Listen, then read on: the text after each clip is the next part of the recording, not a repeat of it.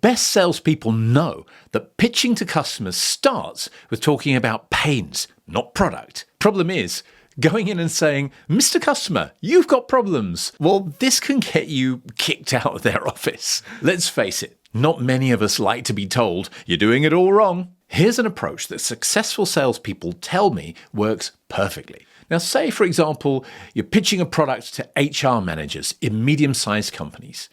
Instead of the "you've got a problem" approach, you frame the customer pain like this. Mr. or Mrs. Customer, we speak to HR managers in companies with some hundreds of employees all the time.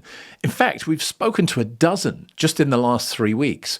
And what they tell us they're struggling with, what's driving them crazy, is now they're on the edge of their seat. What problems do others like me have? Same as me? Maybe worse.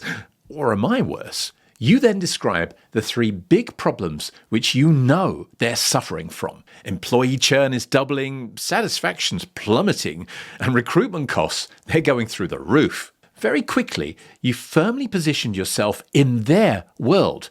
You're not just asking them, "Enter my world, listen to me as I tell you all about my product." Instead, you've told them, "We pay attention to the struggles that companies like you have.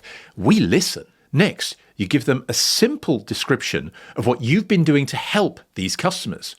For example, we've been helping these companies with a digital HR toolset. It works with their current systems and it can be implemented in just a day. Okay, here's the ninja part of the pitch, not diving into details about the product, but rather focusing on results delivered.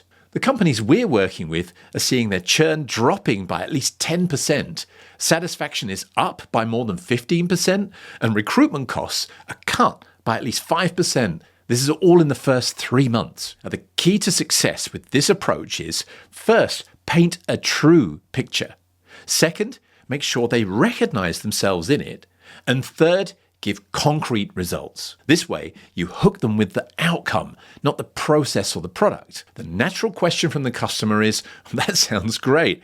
How does that work?" And you're on to the next stage of the process, with the customer ready to hear about your solution to their problems.